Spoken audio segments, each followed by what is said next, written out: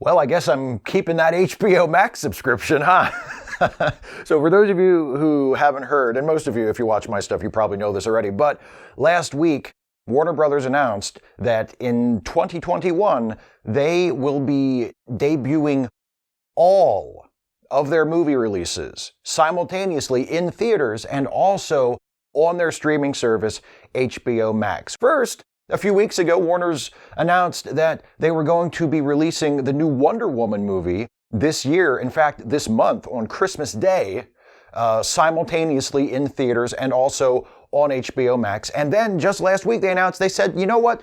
To hell with it. We're going to release all of our new movies that way next year. So every Warner Brothers release in 2021 is going to debut not just in theaters, but also on HBO Max. So if you are an HBO Max subscriber, you'll be able to watch brand new movies that have just started their theatrical run at home on your TV on HBO Max. And a lot of people are really happy about this. A lot of people are panicking because they feel like this is the beginning of the end for the movie theater industry, at least as we know it. And because of that, a lot of us, like me, have mixed feelings because while I am really excited by the prospect of being able to watch newly released movies at home instead of having to go out to a movie theater to see them, I also do not wish for the death of the movie theater business. The other day on Twitter, I saw the movie critic Christy Puchko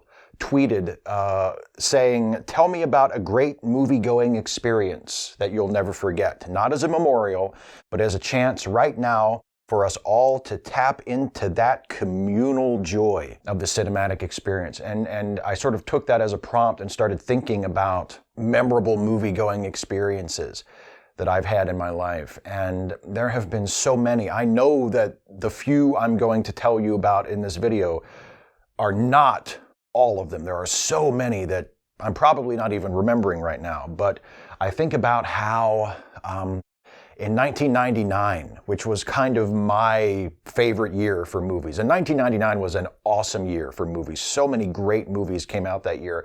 And I went to the theater to see a bunch of them.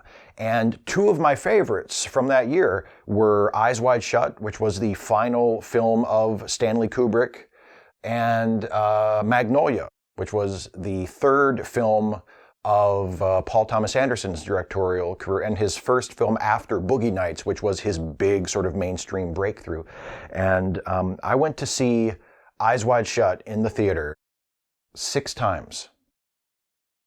I saw it 6 times in the theater, and for a week after it came out, I think I probably went to see it almost every day. Because it wasn't in theaters very long. It was not a big blockbuster hit, but I went to see it as often as I could, and I sat all the way through the end credits every time. And then seeing Magnolia, sometimes with different people, I would bring different friends to see it with me because I wanted to show them this amazing film. And then other times, if I really wanted to go and I couldn't find someone to go with me, I would go by myself and I would sit in the dark in the theater with the few other people who had come to see it as well.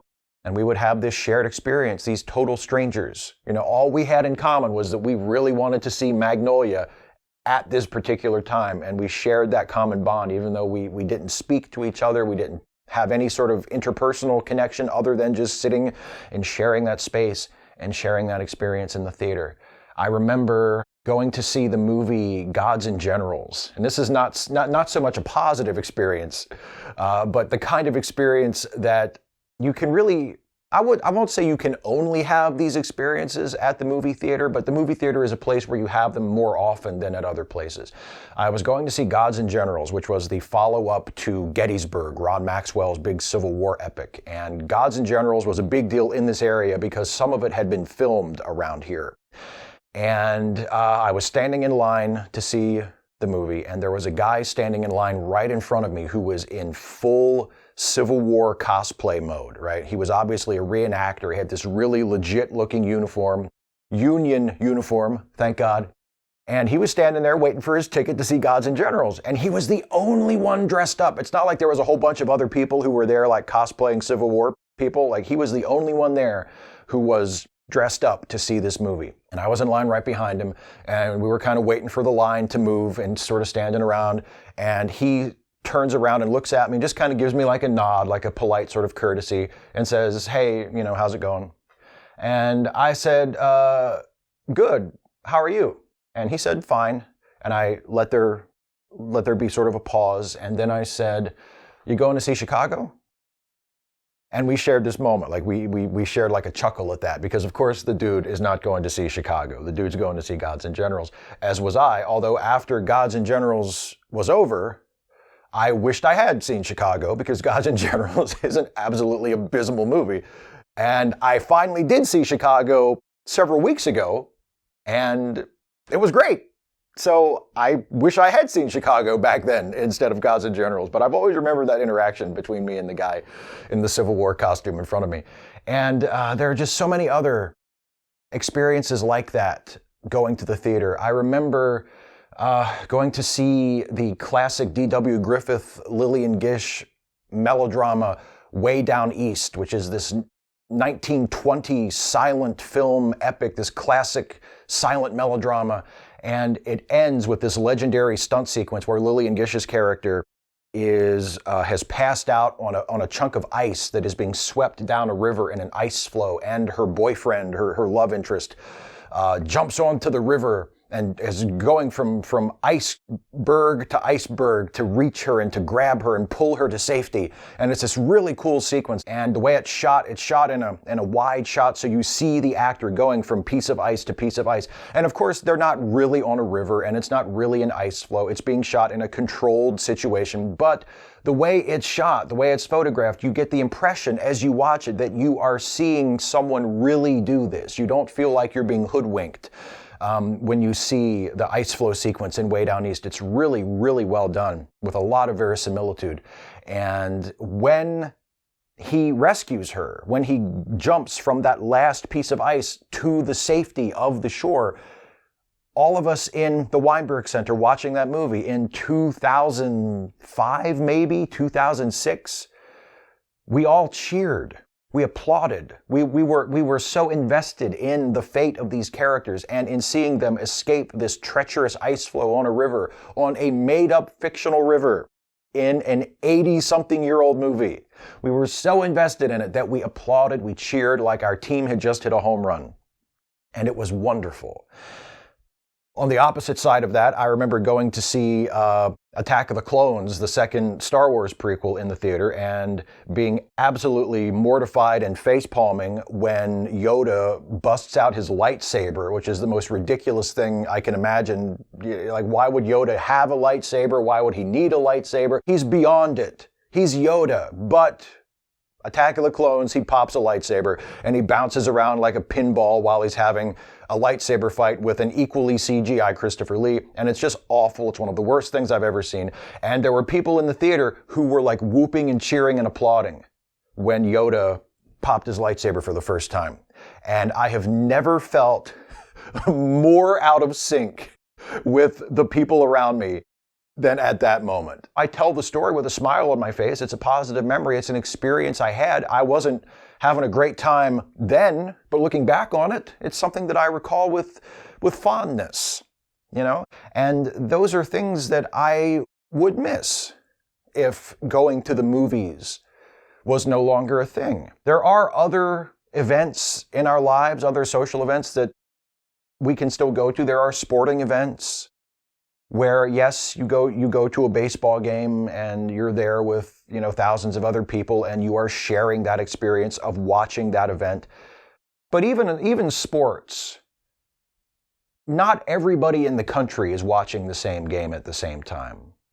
For for a World Series game, or God help us, the Super Bowl, that is similar. But when you go see a movie on opening weekend, especially if it's like a big, blockbuster movie, like a Marvel movie or something, you go see that movie on Friday night, or even on Saturday, if you go see it opening weekend, and then you come back to work on Monday, or you catch up with your friends on social media the next day, or your real life friends who have also been to see it, you've all had that experience. You have all been plugged in to the same experience, the same cultural moment, and you can talk about it. and you can share opinions and you can argue and debate and gush over what you loved about it and complain over what you didn't like so much about it. And there's just something about that shared experience. And yes, you can still have that if it comes out on HBO Max or Netflix or Disney Plus or whatever. You can still have that experience because all you need to do is watch the movie and then be able to talk about it with people. But there's something about going out to see it and sharing that experience in real time with a crowd of people, and especially going to a movie with friends or family, people you care about, people you get along with, people you like to talk over things with.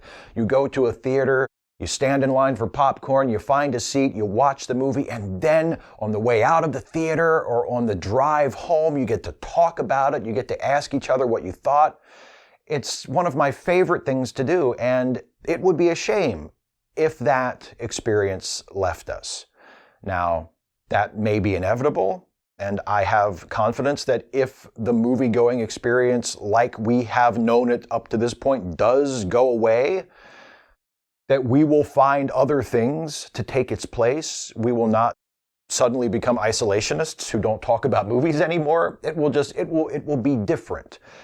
And hopefully that new version of whatever this is will also be fulfilling and will be enjoyable and will give us something that we need as social creatures and as people who care about art and care about our culture. And I have no doubt that that will be the case because we adapt. Our culture changes, we change, our society changes, and we adapt and we get used to it and we make it work. That's what we do. And I'm looking forward to being able to watch movies on TV that are brand new, but at the same time, I hope that experience of going to the movies, there's nothing quite like it, and I hope that doesn't go away.